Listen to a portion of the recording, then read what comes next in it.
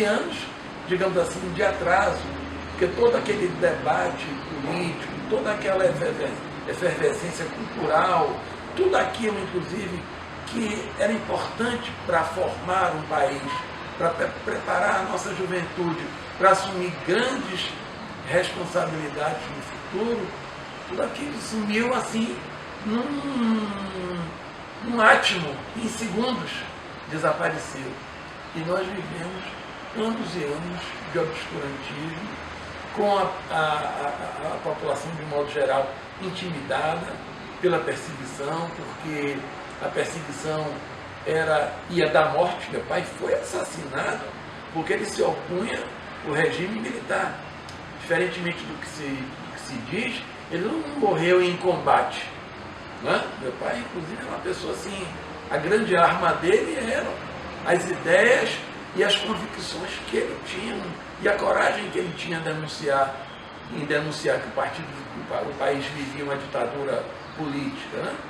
Mas essa perseguição, ela ia da impossibilidade de você estudar, da impossibilidade de você trabalhar, uma vez em que você fosse listado, passasse a integrar numa lista de inimigos do regime, da impossibilidade que você tinha de se manifestar na escola, os grêmios e as entidades estudantis eram proibidas, da liberdade de conhecimento e de educação, porque todo o currículo escolar foi modificado exatamente para impedir que a população tivesse na escola os ensinamentos sobre o que era bom e o que era ruim para o país, porque a gente tinha que viver num país que era, como um belo poema que meu pai escreveu, era um país de uma nota só. Não se permitia que se tocassem sinfonias no Brasil. O Brasil tinha que tocar aquele birimbau unicórdico que era só falar aquilo que os militares permitissem. E foi, ao mesmo tempo, isso que foi o rastrilho de polvo, o rastilho de pólvora de tudo que mobilizou o país contra a ditadura. Então, isso eu posso contar. Não é? Muita gente pensa na ditadura como uma coisa que tem repercussão assim, na vida institucional do país. Ter ou não ter eleição, poder ou não eleger deputados e tal, mas eu posso garantir a vocês que a ditadura ela é um mal que se projeta sobre cada uma das pessoas. Tá? A ditadura é sofrimento inclusive pessoal. E é esse sofrimento pessoal que eu acho que é um grande motivo para que a sociedade brasileira rejeite isso. Nós não podemos ter outra ditadura no Brasil. A ditadura é um atraso. E nós não temos nenhuma razão para hoje comemorar que o Brasil tenha, em algum momento da sua história, decidido usar a ditadura para, eventualmente, resolver as suas dúvidas, suas indagações ou, eventualmente, as suas certezas sobre o rumo a tomar. E eu acho que, se eu tivesse assim que dizer o que seria uma síntese, o que é que eu recomendaria a essa geração que sucede à nossa, né? Que sucede uma geração que lutou intensamente, erros e acertos, mas uma coisa, a nossa geração não tem nenhuma vergonha. Quando a gente descobriu que havia uma ditadura no Brasil, nós enfrentamos isso com toda a energia, com toda a força, com toda a nossa alegria, inclusive, nossa vontade de jovem. E eu acho que é isso que eu diria hoje para os nossos jovens, né?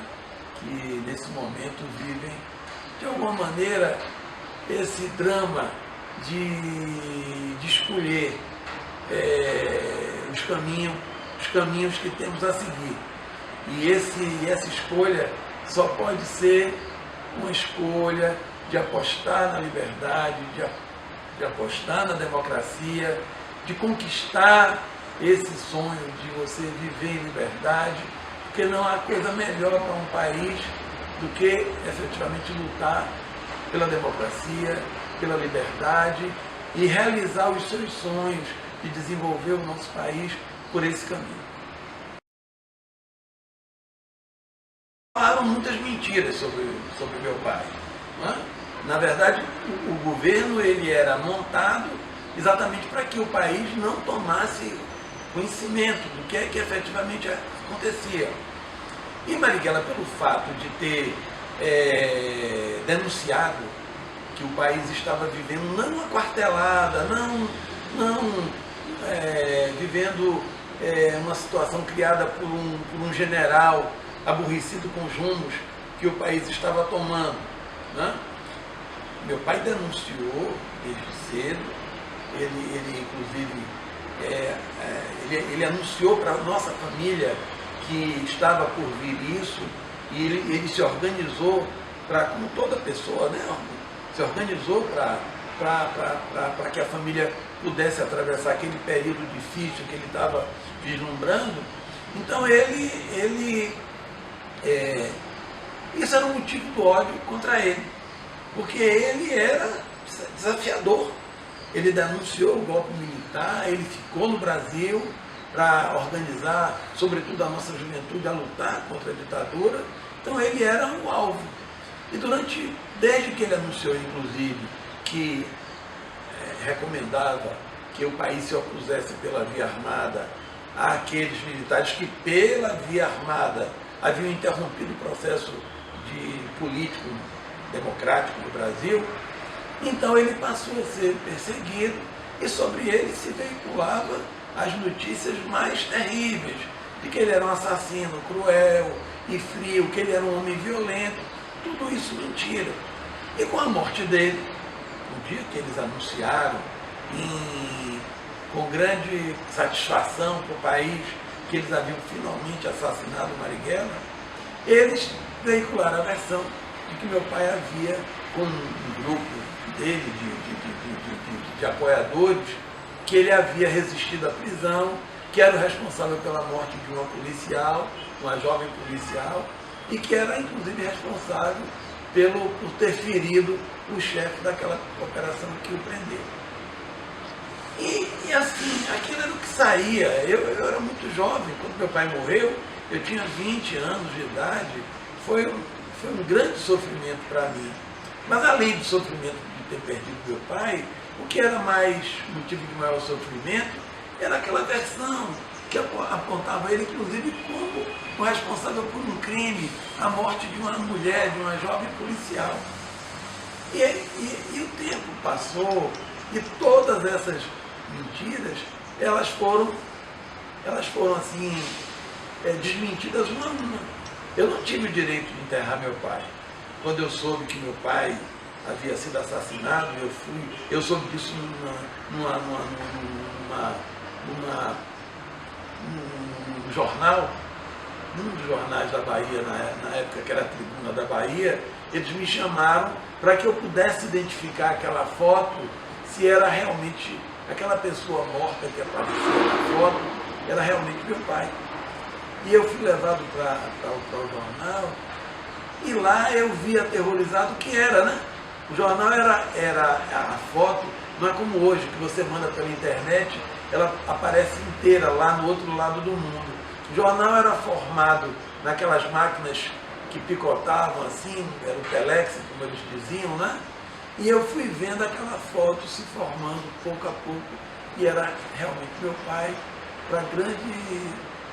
Assim, eu vi aquilo horrorizado, foi uma experiência incrível, assim, uma experiência muito dolorosa para mim.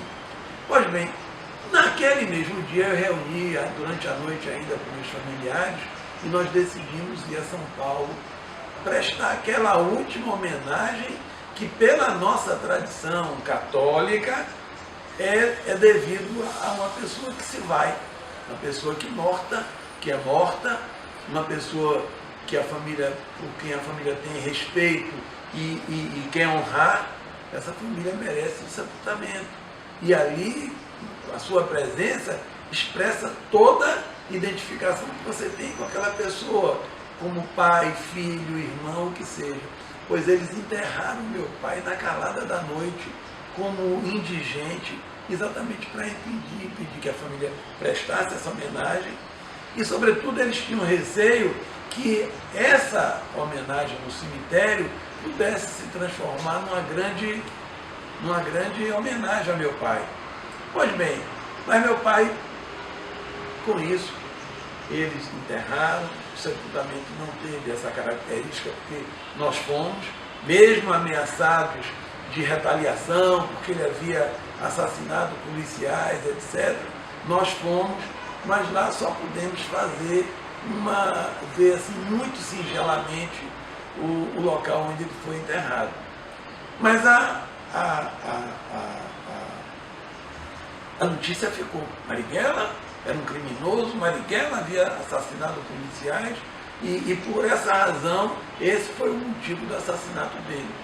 Então a gente foi construindo a verdade.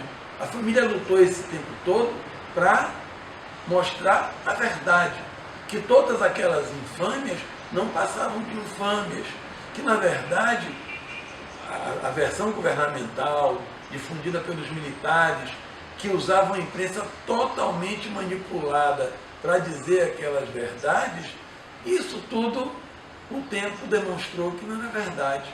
Meu pai foi realmente barbaramente assassinado e a família reuniu provas, dossiês, enfim, que levaram inclusive recentemente a um ato formal, legal, de reconhecer que Marighella efetivamente foi assassinado, que esse assassinato inclusive não tinha razão de ser, porque naquela situação em que ele se encontrava, ele estava absolutamente dominado, não é?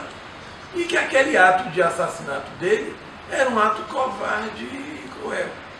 Hoje, toda a literatura que temos sobre esse assunto descreve como é que esse assassinato se deu, quais eram os verdadeiros motivos, e inclusive que havia uma ordem oficial, legal, e o nosso governo militar, inclusive, cometeu um assassinato passível, inclusive, de punição, se a gente tivesse aqui uma lei justa, que responsabilizasse agentes públicos que praticaram e que praticam crimes comuns. Porque mandar um adversário político, mandar uma ordem de assassinato de um adversário político é um crime comum. Isso não está protegido por nenhuma lei, não podia nem ser invocado uma lei de anistia que foi feita exatamente para que o Estado restabelecesse a verdade das coisas. Não?